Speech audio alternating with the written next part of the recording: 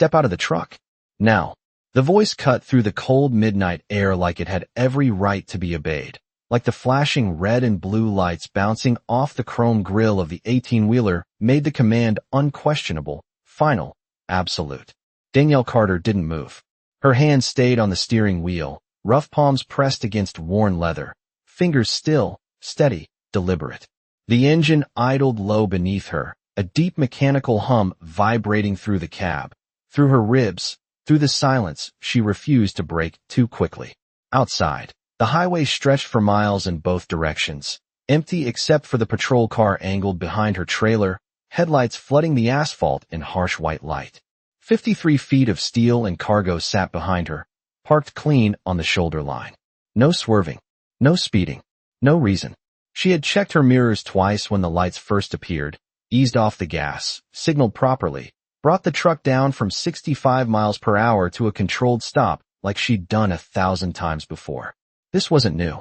What was new was the way the officer approached, slow, measured, one hand resting near his belt, the other tapping twice against the passenger door like he was testing something, like he expected resistance before it even existed. Danielle exhaled once, quiet, controlled. The dashboard clock read 2:17 a.m. Her route was clean, her logs were clean, her cargo sealed and documented down to the last pallet. Everything about this night had been routine until it wasn't. "Ma'am," I said, "step out of the vehicle." The second command came sharper, louder, carrying impatience now. Danielle's eyes lifted slightly, catching the reflection of the officer in the side mirror. White male, mid-30s, jaw tight, shoulders squared just a little too high. Behind him, another cruiser door opened. Back up. That was fast. Too fast for a routine stop. The wind rolled across the open highway, carrying the faint smell of diesel and asphalt, tugging lightly at the loose strands of her hair where it slipped out from under her cap. She adjusted her grip on the wheel, not tighter, not looser, just enough to feel grounded. Her boots rested flat on the floor, heels aligned, posture upright but relaxed, like she was still in motion, like the road hadn't ended just because someone decided to turn on a set of lights. She reached slowly for the window controls and pressed down. The glass slid open halfway with a soft mechanical whir. Cool air rushed in. She turned her head just enough to meet the officer's gaze without lowering herself, without shrinking.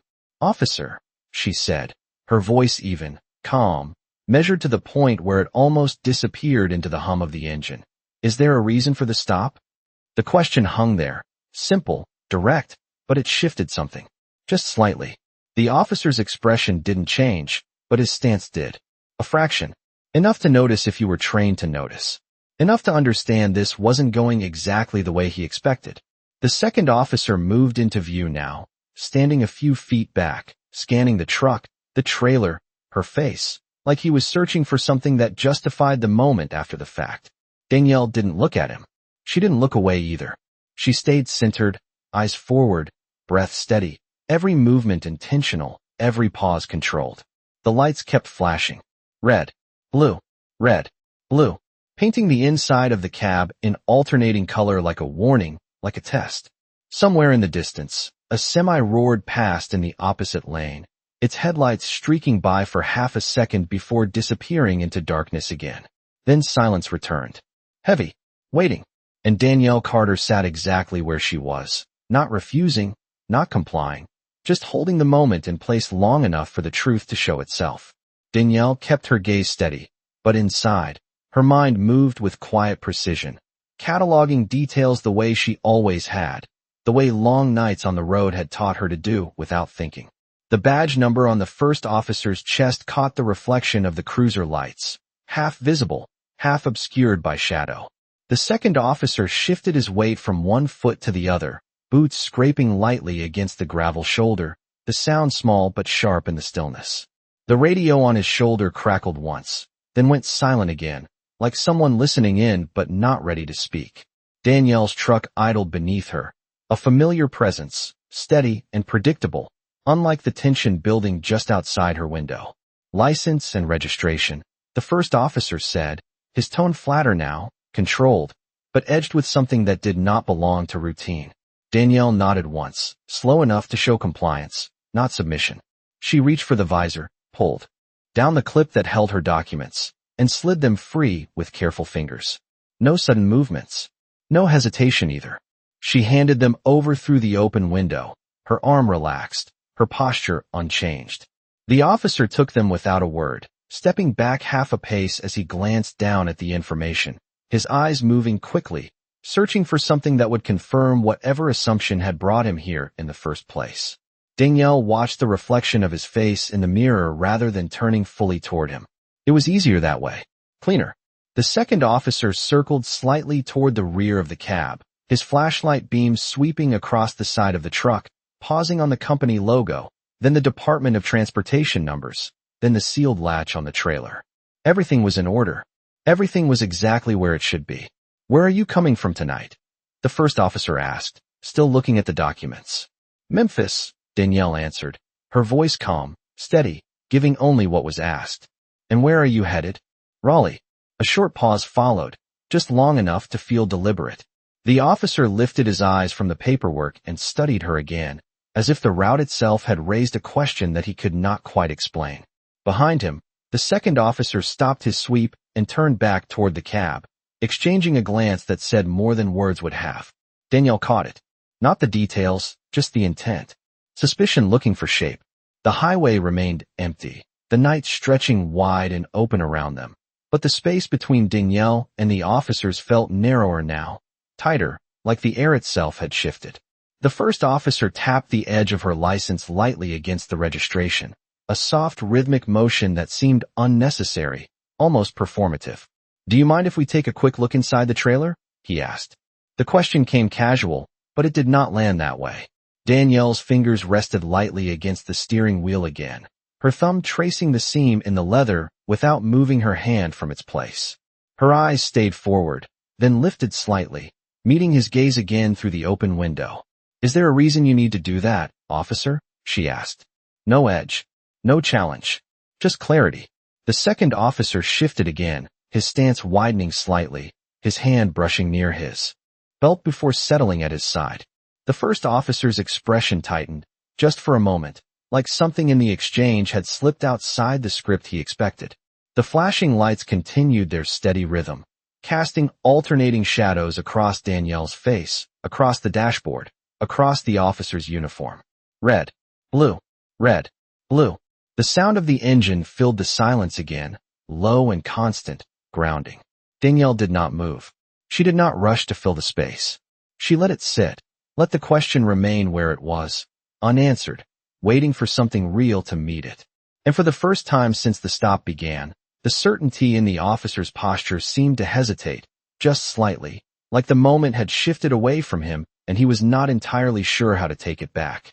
The question did not disappear. It lingered in the air between them, steady and quiet, and Danielle could feel the shift in the officer before he even spoke again, a subtle tightening in his jaw, a recalibration of tone that came when control did not land where it was expected. He took a slow breath, then stepped closer to the door, just enough that the flashing lights sharpened the lines of his face. "It is just a routine inspection," he said, but the words came a fraction too late, like they had been chosen after the moment had already passed. Danielle did not look away. Her shoulders stayed relaxed, her posture unchanged, her hands still resting lightly on the wheel, as if nothing about this was unusual, as if she had all the time in the world. The engine's low hum filled the gap again, steady, grounding, a constant that did not bend to tension or authority. "Routine inspections usually happen at way stations," she replied, her voice even, not louder, not softer, just precise, each word placed carefully so it could not be misunderstood or dismissed. The second officer shifted again, his flashlight lowering slightly, no longer scanning the truck, but watching her instead, his attention narrowing in a way that suggested he was no longer certain what he was looking for. A car passed in the far lane, headlights sweeping briefly across the scene before fading into darkness, leaving them alone again on the shoulder of the highway, surrounded by nothing but open road and unanswered questions. The first officer glanced back toward his partner for a split second, a look quick enough that most people would miss it, but Danielle did not. It was not a signal. It was a check, and that meant something had already slipped. He turned back to her, tapping the documents once more, But the rhythm had changed, less certain now, less controlled. "We have had reports of suspicious activity along this route," he said, the explanation forming as he spoke it, not before. Danielle let a small breath out through her nose. Not quite a sigh, not quite a reaction, just enough to mark the moment. Her eyes flicked briefly to the side mirror again, catching the reflection of the second officer's stance, the slight widening of his feet, the way his shoulders had lowered just a fraction, like he was no longer fully aligned with the direction this was going. "What kind of activity?" she asked, still calm, still measured, not pushing, just asking for clarity the same way she had from the beginning. The question hung there, simple, direct, and again, it shifted something. The first officer did not answer immediately. His gaze moved from her face to the truck interior, to the dashboard, to the logbook resting neatly beside the console, then back to her. He was searching again, but now it felt different, less like confirmation and more like justification. The silence stretched, filled only by the steady rhythm of the engine and the distant whisper of wind moving across the open highway. Danielle's fingers traced the seam of the steering wheel once, slow and absent, a grounding habit more than a gesture, her breathing even, her presence anchored in the moment without tension, without urgency. She did not fill the silence for him. She let it remain, let it grow just enough that it became noticeable, unavoidable. Behind him, the second officer shifted his weight again, then glanced toward the patrol car, then back at Danielle, his expression less certain now, like he was beginning to see the gap between what this stop was supposed to be and what it actually was. The flashing lights continued their steady pulse, painting everything in alternating color, but the intensity of the moment had changed, no longer sharp and controlled, but uneven, unsettled. Danielle remained exactly where she was, centered, composed, her voice the only steady line in a situation that was beginning to lose its shape, and for the first time, the authority standing outside her window did not feel absolute. It felt questioned, and that was enough to change everything. The silence stretched long enough to become uncomfortable, not for Danielle, but for the man standing outside her door, and she could see it now, not in anything obvious, but in the way his shoulders no longer held the same rigid certainty, in the way his grip on her documents shifted slightly, as if he needed something to anchor himself again. "We are just trying to keep the road safe," he said finally, but the words landed softer this time, less like authority and more like explanation, and that difference mattered. Danielle tilted her head just a fraction, not in defiance, not in agreement, just enough to acknowledge what had been said without giving it weight it had not earned. The second officer took a step closer now, stopping just behind his partner, his flashlight no longer sweeping, just hanging loosely at his side, the beam pointing down at the gravel where it flickered faintly against small stones and dust. The radio on his shoulder crackled again, a short burst of static followed by a voice too distant to make out, and for a moment both officers turned their attention toward it, just long enough to break the line of focus that had been fixed on Danielle since the stop began. She noticed that too. Every break, every shift, every second where control slipped just enough to be felt. "Am I being detained, or am I free to continue my route?" she asked, her voice steady, clear, the kind of question that did not raise volume but raised stakes. The first officer looked back at her, and this time he did not answer immediately. His eyes moved over her face again, searching for something that would justify the direction this had taken, something that would restore the balance he had assumed from the beginning. But there was nothing there except calm, except composure, except a woman who knew exactly where she stood and was not stepping outside of it. He glanced back at his partner again, longer this time, and the exchange between them carried more weight now, not silent agreement, but silent uncertainty. The highway wind moved through the open space, brushing against the side of the truck, carrying the faint rattle of loose gravel and the distant echo of another engine somewhere far off the road. Danielle adjusted her posture slightly, not as a reaction, but as a continuation of stillness, her back straight, her hands still resting on the wheel, her breathing slow and even, like she had settled into something deeper than the moment itself. The first officer cleared his throat, then looked down at her documents again, flipping them once, unnecessarily, before looking back up. "We are still assessing the situation," he said, but the phrase sounded incomplete, like it was missing the authority it was meant to carry. Danielle's eyes did not leave his. Based on what? She asked, not challenging, not confrontational, just precise, each word placed where it needed to be. The question landed clean, and this time it did not just shift the moment, it held it. The second officer exhaled quietly, a sound almost lost in the hum of the engine, but Danielle caught it, the slight release of tension that did not belong to control, but to doubt. The flashing lights continued behind them, steady, relentless, but they no longer felt like a command. They felt like a backdrop, something external, no longer defining the space between them. The first officer's posture softened just a fraction, not enough to be obvious, but enough to be real. He looked at her again, and for the first time, there was something else there, something that was not certainty, not control, but recognition that the moment had shifted away from him in a way he could not easily take back. Danielle did not move. She did not push further. She did not need to. The balance had already begun to change, and she knew it. She could feel it in the pauses, in the glances, in the way the questions no longer came as commands, but as attempts to hold ground that was slowly slipping. And she stayed exactly where she was, centered in the middle of it, calm, composed, letting the truth of the situation reveal itself without force, without noise, without stepping outside the quiet strength that had carried her this far. The air did not break, it thickened, settling into something heavier than tension, something closer to pressure, and Danielle could feel it pressing in from all sides, not on her, but around her, like the moment itself was being tested, stretched. To see who would give first. The first officer shifted his stance again, this time more noticeably, one foot angling slightly toward the cruiser behind him, like part of him was already considering the exit before the situation had resolved. "Step out of the vehicle," he said again, but the command did not carry the same weight as before. It sounded reinforced rather than natural, like he was trying to reclaim ground that had already started to slip. Danielle did not move. Not immediately. Her eyes stayed on him, steady, unblinking, her posture unchanged, her presence anchored in a calm that did not react to repetition or pressure. "Am I required to step out, or are you asking?" she said, her voice level, each word placed carefully, not rushed, not delayed, just exact.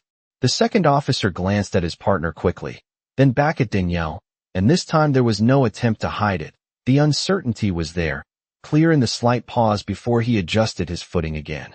The radio crackled once more, louder this time, a dispatcher's voice breaking through with fragments of another call somewhere miles away, unrelated, distant, but enough to remind them that this moment was not isolated, that it existed within a system that recorded, that tracked, that remembered. Danielle's gaze flicked briefly toward the dashboard, toward the small black lens mounted just above the windshield, quiet, unassuming, but active, its tiny indicator light glowing faint green in the dim interior. It had been recording since before the lights ever appeared in her mirror. Every word, every pause, every shift in tone. She looked back at the officer without mentioning it, without needing to. The knowledge sat with her, steady, grounding, a silent witness that did not interrupt, but did not forget. "Ma'am, if you have nothing to hide, stepping out will make this easier," the first officer said. And this time the line carried something else, something closer to persuasion than authority. Danielle let a small breath pass through her lips, controlled, measured, her fingers pressing lightly into the seam of the steering wheel again, feeling the familiar texture beneath her skin. "Everything you need is already documented," she replied, her tone unchanged, calm, factual, not defensive, not aggressive, just clear. The second officer took another half step forward, then stopped, as if catching himself mid-motion, his eyes shifting between Danielle and his partner, the space between them now filled with something unspoken but understood. The flashing lights behind them continued their steady rhythm, but the scene had changed, not in what could be seen, but in what could be felt. The first officer looked at her again, longer this time, his expression no longer searching for justification, but measuring consequence, weighing the situation against something internal that had not been part of the initial stop. The documents in his hand remained untouched now, no longer tapped, no longer flipped, just held.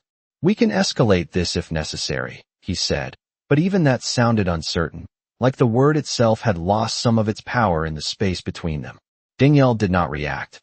She did not rise to the suggestion, did not challenge it, did not acknowledge it beyond the stillness she maintained. The highway wind moved again, brushing against the side of the truck, carrying the distant hum of another engine somewhere far off, a reminder that the world beyond this moment was still moving, still continuous, still unaffected by the tension held here on the shoulder. Danielle's eyes remained steady, her presence unshaken, and in that quiet, in that refusal to be pulled into urgency or fear, the imbalance became undeniable. The authority that had arrived with flashing lights and firm commands now stood in hesitation, in reconsideration, in the subtle realization that this was no longer a simple stop, no longer a one-sided interaction, but something that required accountability, clarity, and reason. And Danielle Carter, sitting exactly where she had been from the start, calm, composed, and fully aware, did not need to raise her voice or move from her seat to make that clear. The moment did not break, it softened, not in tension, but in sound, in movement, in the way everything seemed to slow just enough for the truth underneath it to surface. Danielle shifted her focus inward for the first time, not away from the officers, but deeper into herself, into the quiet place where reaction did not exist, only control. The hum of the engine beneath her feet became more pronounced, steady and familiar, a rhythm she had trusted for years, mile after mile across highways that did not care who she was, only that she kept moving forward. The flashing lights outside no longer felt sharp against her eyes. They blurred slightly, blending into the darkness beyond, losing their edge, losing their authority. The first officer stood still now, no longer advancing, no longer pressing, his presence suspended between decision and hesitation. The second officer looked toward the cruiser again, then back at Danielle, then down at the ground, his posture no longer aligned with command, but with something quieter, something closer to reflection. Danielle let her breath settle deeper, slower, her chest rising and falling in a rhythm that did not match the urgency that had been placed on this moment from the outside. Her fingers eased slightly against the steering wheel, not releasing it, just resting differently, as if she had already decided that this moment would not control her, no matter how long it stretched.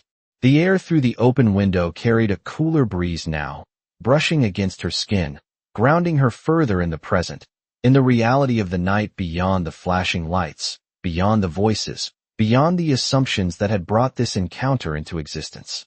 She glanced once more toward the small camera mounted above her windshield, not long enough to draw attention, just enough to acknowledge it, to remind herself that everything unfolding here had a witness beyond memory, beyond interpretation. Then her eyes returned forward, steady, centered, calm. Neither officer spoke. The radio remained silent now, the earlier crackle gone, leaving behind a stillness that felt almost deliberate, like the world itself had paused to let this moment settle into something final. Danielle did not rush to fill that silence. She did not need to. In that quiet, in that absence of command, something else began to emerge, something more powerful than raised voices or repeated orders. It was recognition, not spoken, not admitted, but present. The first officer's grip on the documents loosened slightly, his shoulders lowering just enough to be seen if you were paying attention. He looked at her again, but this time without searching, without measuring, just looking, as if seeing her clearly for the first time beyond whatever assumption had shaped his approach. Danielle met that look without changing her expression, without offering anything more than the same calm presence she had held from the beginning. The balance had shifted completely now, not in a dramatic way, not in a way that required force or confrontation, but in a quiet, undeniable way that could not be reversed by another command or another explanation. The authority that had arrived with lights and certainty now stood in stillness, reconsidering, recalculating, and Danielle, seated in the cab of her truck, grounded in control, grounded in clarity, allowed that shift to exist without pushing it further, without needing to prove it. The highway stretched out in front of her, unseen but known, waiting, patient, unchanged by what had happened here. And for the first time since the stop began, the moment felt close to ending, not because someone declared it, but because the weight that had held it in place was no longer there. The silence held just long enough to feel complete, and then the first officer moved, not forward, not with command, but with a small shift that signaled decision had finally replaced hesitation. He stepped back half a pace, lowering the documents from chest level to his side, the motion subtle but unmistakable, like the moment itself had reached its conclusion without needing to be announced. Danielle watched without changing her posture, her eyes steady, her breathing even, absorbing the shift the same way she had absorbed everything else, without reaction, without urgency, just awareness. The second officer glanced at his partner, then at Danielle, then toward the cruiser again, his stance narrowing now, no longer spread for control, but settling into something neutral, something closer to ordinary. The flashing lights continued behind them, but they no longer defined the space. They simply existed, background to a moment that had already moved beyond them. The first officer cleared his throat once, then extended her documents back toward the window, his hand steady but quieter now, the authority that had carried it before replaced by something more measured. "You are good to go," he said, the words simple, direct, but different from anything he had said before. Not a command, not a justification, just a statement. Danielle reached for the documents, taking them with the same controlled movement she had used from the beginning, her fingers brushing the edges briefly before pulling them back inside the cab. She did not rush to speak. She did not rush to leave. She placed the papers neatly back into the visor clip, securing them with care, each movement deliberate, grounded, unhurried. The engine continued its steady hum beneath her, the familiar vibration anchoring her in something constant, something that did not shift with the mood of others or the assumptions placed upon her. The first officer remained where he was for a moment longer, as if considering whether to say something else, whether to fill the quiet that followed, but nothing came. The second officer turned slightly toward the cruiser, his body already orienting toward the next step, toward closure. Danielle finally looked at them both, not with challenge, not with satisfaction, but with a calm acknowledgement that matched the tone of the moment as it now stood. "Drive safe," the first officer added, softer this time, almost out of habit, but without the edge that had been there before. Danielle gave a small nod, not exaggerated, not performative, just enough to acknowledge the words without giving them more weight than they carried. Her hand moved to the gear shift, resting there for a second before she engaged it, the truck responding with a low shift in tone as the transmission prepared to move. She checked her mirrors once, then again, her eyes scanning the empty stretch of highway ahead, the open lane waiting, uninterrupted, unchanged. The second officer was already walking back toward the cruiser, his flashlight now clipped back to his shoulder, his movements routine again, as if the tension that had filled the last several minutes had dissolved into something unspoken but understood. The first officer lingered a second longer, then stepped back fully, clearing the space beside the cab, giving her the room she had never truly lost but had been forced to defend without ever raising her voice. Danielle eased her foot onto the accelerator, the truck rolling forward slowly at first, tires crunching lightly over the gravel shoulder before finding the smooth surface of the asphalt again. The flashing lights faded behind her as she merged back into the lane, the red and blue reflections shrinking in her mirrors with each passing second. The highway opened wide in front of her once more, endless and quiet, the lines on the road stretching forward into darkness. Danielle settled back into her seat, her hands steady on the wheel, her breathing even, the moment already behind her, but not forgotten. And as the cruiser lights disappeared completely from view, the only thing that remained was the steady hum of the engine and the quiet certainty that control had never truly left her, not for a single second. The road unfolded ahead in long, uninterrupted lines, the kind that pulled your thoughts forward whether you wanted them to or not. And Danielle let the rhythm of the tires against the asphalt settle back into her system, steady, predictable, grounding in a way nothing else could. 60 miles per hour, then 65, the engine responding smoothly as the truck eased back into its lane, the weight behind her rolling with quiet obedience. The night stretched wide on both sides, fields and dark tree lines passing like shadows that never asked questions, never assumed, never judged. In the side mirror, the last trace of flashing lights had already disappeared, swallowed by distance, by time, by the simple fact that she had moved forward.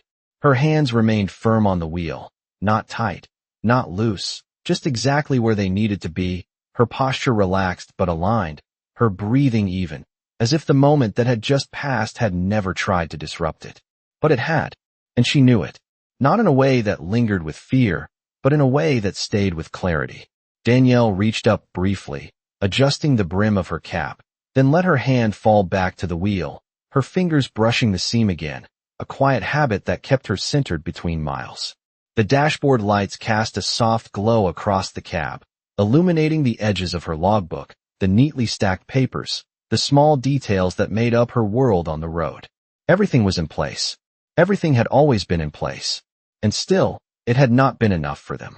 She let that thought pass without holding on to it, like she let everything else pass that did not serve the next mile ahead.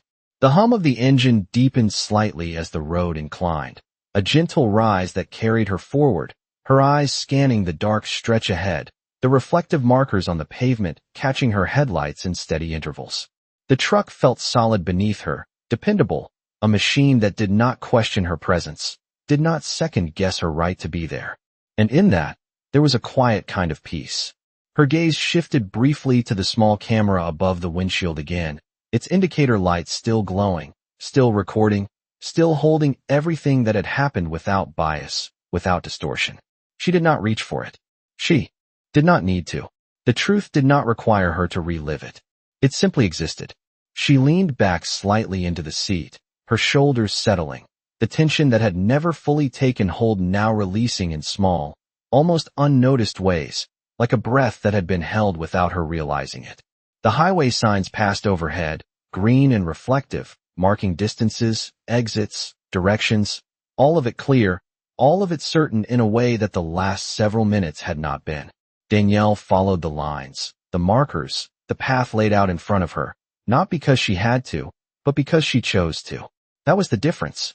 Always had been. A distant set of headlights appeared in her mirror, another vehicle miles behind, moving in the same direction, its presence small, distant, harmless. The world had returned to its normal rhythm, indifferent to what had happened, indifferent to who had been right or wrong. But Danielle carried something with her now, not new, not unfamiliar, just reinforced. A quiet certainty. A reminder that control did not come from who stood outside your window with lights and a badge. It came from knowing exactly who you were when they did. Her hands adjusted slightly on the wheel as the road leveled out again, the engine settling back into a smooth, even tone. Mile by mile, the distance between her and that moment stretched wider, but it did not fade into nothing.